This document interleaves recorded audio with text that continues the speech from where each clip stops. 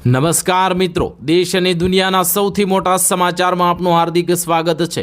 તો આજના આ સમાચાર મેળવવા માટે વિડીયોને અંત સુધી જોતા રહો અને આવા જ સમાચાર મેળવવા માટે ગુજરાત ખબર ચેનલને સબસ્ક્રાઇબ કરવાનું ના ભૂલતા। નમસ્કાર મિત્રો, સૌપ્રથમ સમાચારની વાત કરીએ તો ખેડૂતો માટે મોટા સારા સમાચાર। ખેતર ફરતે તાર ફેન્સિંગ માટે સહાયની રકમમાં થયો વધારો। વિગતે વાત કરીએ તો મુખ્યમંત્રી ભૂપેન્દ્રભાઈ પટેલના અધ્યક્ષ સ્થાને મળેલી મુખ્યમંત્રી મંડળની બેઠકમાં રાજ્યના ખેડૂતોના પાકને પશુઓ અને વન્ય પ્રાણીઓથી થતા નુકસાનને અટકાવવા માટે કાંટાળી તારની વાડની યોજના એટલે કે તાર ફેન્સિંગ યોજનાના નિયમોમાં ખેડૂતો હિતલક્ષી સુધારા કરવાનો મહત્વપૂર્ણ નિર્ણય લેવામાં આવ્યો છે। રાજ્યના કૃષિ અને પ્રવક્તા મંત્રી જીતુભાઈ વાઘાણીએ આ અંગે વિગતો આપતા જણાવ્યું હતું કે અગાઉ તાર ફેન્સિંગ માટે ખેડૂતોને પ્રતિ રનિંગ મીટર ₹200 અથવા તો ખર્ચના 50% બેમાંથી જે ઓછું હોય તે મુજબ સહાય આપવામાં આવશે, પરંતુ હાલમાં માલ મટીરિયલ્સના બજાર ભાવ અને મજૂરી ખર્ચ વધવાના કારણે સરેરાશ ખર્ચ વધુ થતો હોવાથી ખેડૂતો માટે એક મહત્વપૂર્ણ નિર્ણય લીધો છે, જેમાં ખેડૂતોના આર્થિક બોજ ઘટાડવા માટે સરકારે હવે પ્રતિ રનિંગ મીટર ₹300 અથવા તો ખરેખર થનાર ખર્ચના 50% મુજબ સહાય આપવાનો નિર્ણય કર્યો છે, જે ખેડૂતો માટે મોટા સમાચાર કહી શકાય। ત્યાર પછીના મહત્વના સમાચારની વાત કરીએ તો હવે રાશનની દુકાનો પર નહીં થાય કોઈ કૌભાંડ। મોદી સરકારે ગરીબો માટે બદલી નાખ્યા નિયમ। વિગતે વાત કરીએ તો કેન્દ્ર સરકારે દેશની રાશન વિતરણ વ્યવસ્થા એટલે કે પીડીએસને વધુ આધુનિક, હાઈટેક અને પારદર્શક બનાવવા માટે એક મોટો નિર્ણય લીધો છે। બુધવારે મળેલી કેન્દ્રીય કેબિનેટની બેઠકની મંડળની જે બેઠકમાં સાર્થક પીડીએસ યોજનાને માર્ચ 2031 સુધી એટલે કે આગામી 5 વર્ષ માટે લંબાવવાની મંજૂરી આપી દેવામાં આવી છે। મિત્રો, આ પ્રોજેક્ટ હેઠળ પાછળ જે 25,530 કરોડ રૂપિયાનો ખર્ચ કરવામાં આવશે। વડાપ્રધાન નરેન્દ્ર મોદીએ સોશિયલ મીડિયા પ્લેટફોર્મ એક્સ પર પોસ્ટ કરીને જણાવ્યું હતું કે આપણી સરકાર દેશના દરેક જરૂરિયાતમંદ નાગરિકોને પીડીએસ દ્વારા સમયસર અનાજ પહોંચાડવા માટે પ્રતિબદ્ધ છે। તેમણે વધુમાં ઉમેર્યું હતું કે સાર્થક પીડીએસને વધુ આધુનિક અને અસરકારક બનાવીને ચાલુ રાખવાનો નિર્ણય લેવાયો છે। આનાથી રાશનની ડિલિવરી, પરિવહન અને લોજિસ્ટિક્સ સિસ્ટમ વધુ પારદર્શક અને ઝડપી બનાવવામાં આવશે। મિત્રો, આ ઉપરાંત લોકોની ફરિયાદોનું નિવારણ પણ જલ્દીથી થઈ જશે એવી એક મોટી જાહેરાત કરી છે। ત્યાર પછીના મહત્વના સમાચારની વાત કરીએ તો 4 દિવસ આ વિસ્તારોમાં ગાજવીજ સાથે તૂટી પડશે વરસાદ। વિગતે વાત કરીએ તો ગુજરાતમાં અત્યારે અસહ્ય ગરમીનો ઉકળાટ અને બફારાનો માહોલ છે। આજે વહેલી સવારથી જ રાજ્યમાં મોટાભાગના વિસ્તારોમાં વાદળછાયું વાતાવરણ છવાયું છે, પરંતુ આ બધાની વચ્ચે હવામાન વિભાગે આગામી 4 દિવસ રાજ્યમાં વરસાદની આગાહી કરી છે। હીટવેવ અને સળગતી ગરમી વચ્ચે હવામાન વિભાગે વાતાવરણ પલટાની આગાહી કરી છે। ગરમીથી શેકાતા લોકો માટે કદાચ થોડી રાહત આપી શકે છે મિત્રો, પરંતુ માવઠાની આ આગાહીએ ખેડૂતો અને સામાન્ય નાગરિકો માટે ચિંતાનો માહોલ પણ સર્જ્યો છે। ગુજરાતમાં ફરી એકવાર વરસાદની આગાહી હવામાન વિભાગ દ્વારા કરવામાં આવી છે। રાજ્યમાં આગામી 30 મેથી 4 દિવસ સુધી મોટાભાગના વિસ્તારોમાં ગાજવીજ સાથે વરસાદ પડવાની આગાહી વ્યક્ત કરવામાં આવી છે। આ દરમિયાન 40થી 50 કિલોમીટર પ્રતિ કલાકની ઝડપે પવન ફૂંકાશે। આ દિવસોમાં સૌરાષ્ટ્ર અને કચ્છના વિસ્તારોમાં વંટોળ અને ગાજવીજ સાથે વરસાદ ખાબકશે। ત્યાર પછીના મહત્વના સમાચારની વાત કરીએ તો રાજ્યભરમાં ગરમીને કારણે સ્કૂલોનું વેકેશન 10 દિવસ લંબાવવાની શાળા સંચાલક મંડળની માંગ। વિગતે વાત કરીએ તો ગુજરાતમાં આકરી ગરમી હાલ લોકોને તોબા પોકારવી રહી છે। અમદાવાદ, રાજકોટ, ગાંધીનગર, સુરેન્દ્રનગર આ સહિતના મોટા શહેરોમાં ગરમીનો પારો 43 ડિગ્રીને પાર પહોંચી રહ્યો છે।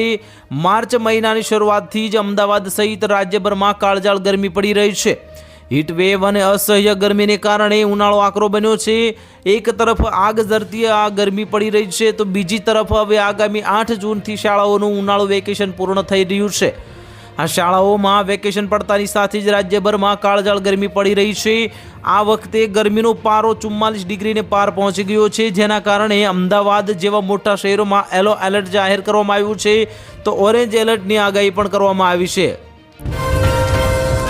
ત્યાર પછીના મહત્વના સમાચારની વાત કરીએ તો ખેતીવાડી ખાતાની વિવિધ યોજનાઓ માટે આઈ ખેડૂત પોર્ટલ પર ઓનલાઈન અરજીઓ શરૂ કરવામાં આવી। વિગતે વાત કરીએ તો ખેડૂતોને ખેતીવાડી ખાતાની વિવિધ સહાય યોજનાઓનો લાભ ઘર આંગણે જ મળી રહે તેવા ઉમદા હેતુથી આઈ ખેડૂત પોર્ટલ તૈયાર કરવામાં આવ્યું છે। વર્ષ 2026-27 અંતર્ગત ખેતીવાડી ખાતાની વિવિધ સરકારી યોજનાઓ હેઠળ અમલી નિદર્શન ઘટકનો લાભ લેતા ખેડૂતો માટે આજે રાજ્યના તમામ જિલ્લાના ખેડૂતો માટે ઓનલાઈન અરજીઓ કરવાની જે પ્રક્રિયા શરૂ થઈ ગઈ છે। પોર્ટલ પર અરજી કરવાની જે સમય મર્યાદા પૂર્ણ થયા બાદ આવેલી તમામ અરજીઓને જિલ્લા અને તાલુકા કક્ષાએથી ડ્રો કરવામાં આવશે। ત્યારબાદ તૈયાર થયેલી જે અગ્રતા યાદી અને લક્ષ્યાંકની મર્યાદા અનુસાર પસંદગી પામેલા ખેડૂતોને પૂર્વ મંજૂરી આપવામાં આવશે। ખેતીવાડી જે આ ખાતાની વિવિધ સહાયકારી યોજનાઓ હેઠળ અમલી આ નિર્દેશન ઘટકનો મહત્તમ લાભ લેવા ઈચ્છતા હોય તેવા તમામ ખેડૂતોને મિત્રોને સમય મર્યાદા પોતાની ઓનલાઈન અરજી કરવા જિલ્લા ખેતીવાડી અધિકારી દ્વારા અનુરોધ કરવામાં આવ્યો છે। ત્યાર પછીના મહત્વના સમાચારની વાત કરીએ તો કેન્દ્રીય ગૃહમંત્રી અમિત શાહ 2 દિવસ ગુજરાતની પ્રવાસે આપશે કરોડોના વિકાસ કાર્યોની મોટી ભેટ। વિગતે વાત કરીએ તો કેન્દ્રીય ગૃહ અને સહકારિતા મંત્રી અમિત શાહ 28 અને 29 મેના રોજ 2 દિવસીય ગુજરાત પ્રવાસે આવી રહ્યા છે। ભાજપના પ્રદેશ પ્રવક્તા ડોક્ટર અનિલ પટેલે આ પ્રવાસ અંગે સત્તાવાર માહિતી આપતા જણાવ્યું છે કે પોતાની સંસદીય ક્ષેત્રે ગાંધીનગર સહિત અમદાવાદમાં તેઓ વિવિધ લોકાર્પણ અને ખાતમુહૂર્તના કાર્યક્રમોની હાજરી આપીને જનતાને મોટી ભેટ આપશે। મિત્રો, કેન્દ્રીય ગૃહમંત્રીના હસ્તે અનેક મહત્વાકાંક્ષી પ્રોજેક્ટ્સ ખુલ્લા મૂકવામાં આવશે। જળાશયોનું લોકાર્પણ કરવામાં આવશે। વડસર ખાતે આનંદમ પરિવાર દ્વારા નવનિર્મિત જોડાવ જેડવા તળાવનું લોકાર્પણ અને ખાતરજ દ્વારા જે ખાતે તળાવ બ્યુટિફિકેશનનું ખાતમુહૂર્ત કરવામાં આવશે। શિક્ષણ અને ગ્રામીણ વિકાસ નવીન વાંચનાલયો અને લાઇબ્રેરી અને જે ખાતરજ ગામના પંચાયત કચેરીનું લોકાર્પણ કરશે। આ ઉપરાંત મોટી ભોયણ ખાતે નવી પ્રાથમિક શાળા જનતાને સમર્પિત કરશે। મિત્રો, ત્યાર પછીના મહત્વના સમાચારની વાત કરીએ તો સરકાર દર મહિને આપશે ₹15,000ની આર્થિક મદદ। વિગતે વાત કરીએ તો દેશની સરકાર દરેક બાળકના ભવિષ્યને સુરક્ષિત કરવા માટે દર મહિને સીધા તેમના ખાતામાં ₹15,000 જમા કરાવશે। કદાચ સાંભળવામાં અશક્ય લાગે, પરંતુ દુનિયાના એક નકશા પર એવો દેશ છે જેણે અશક્ય બનાવીને જે શક્ય બતાવ્યું છે।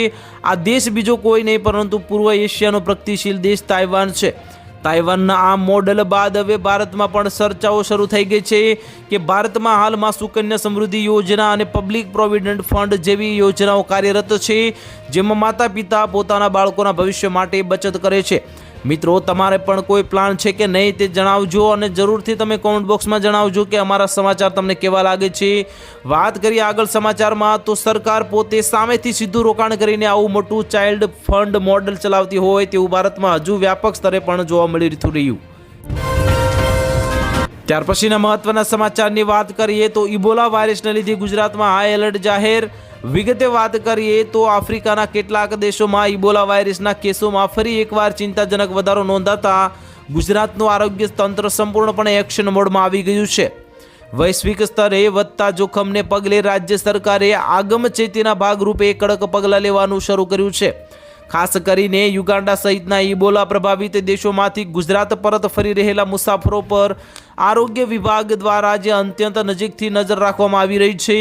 સંભવિત જોખમને સમયસર નિયંત્રણમાં લેવા માટે સાવચેતીના ભાગરૂપે જે કેટલાક શંકાસ્પદ લોકોને હોમ આઇસોલેશનમાં રાખીને સતત મેડિકલ મોનિટરિંગ કરવામાં આવી રહ્યું છે।